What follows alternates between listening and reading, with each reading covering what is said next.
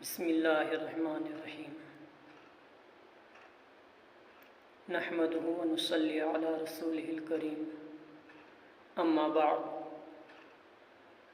حضور اکرم صلی اللہ علیہ وسلم کے وصال کے بعد اللہ تعالی نے خلافت کا سلسلہ شروع فرمایا، جس میں سب سے پہلے خلیفہ حضرت ابو بکر صدیق رضی اللہ عنہ ہوئے، جن کی مدت خلافت 2 سال 3 ماہ اور 10 دن ہوئی۔ حضرت ابو بکر صدیق رضی اللہ تعالیٰ عنہ نے اپنی وفات سے قبل اپنے بعد حضرت عمر رضی اللہ تعالیٰ عنہ کو خلیفہ بنانے کی وصیت فرمائی۔ حضرت عمر رضی اللہ تعالیٰ عنہ کی مدت خلافت 10 سال 6 ماہ اور 5 دن تھی۔ اس مدت میں بہت سے ممالک اسلامی پرچم تلے آئے اور ہزاروں لوگوں نے اسلام قبول کیا۔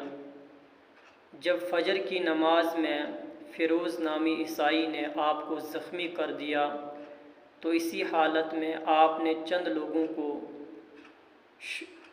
شورا بنائی اور فرمایا مسلمان اس میں سے کسی ایک کو اپنا امیر بنا لیں۔ چنانچہ حضرت عمر رضی اللہ تعالیٰ عنہ کی وفات کے بعد حضرت عثمان غنی رضی اللہ تعالیٰ عنہ کو امیر المؤمنین بنایا گیا۔ آپ کی مدت خلافت 11 سال 11 مہینے اور 18 دن رہی۔ حضرت عثمان غنی رضی اللہ تعالیٰ عنہ کی مظلومانہ شہادت کے بعد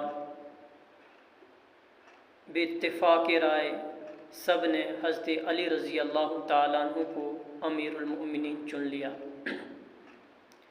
حضرت علی رضی اللہ تعالیٰ عنہ کے زمانے میں فتنوں نے بہت سر اٹھایا، لیکن حضرت علی رضی اللہ تعالیٰ عنہ نے بڑی خوش اسلوبی سے ان فتنوں کو ختم کیا۔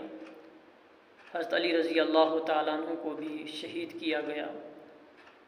آپ رضی اللہ عنہ کی مدت خلافت 4 سال 9 مہینے تھی۔ یہ چاروں حضرات خلفائے راشدین کہلائے اور ان کی خلافت کو خلافت راشدہ کہا جاتا ہے۔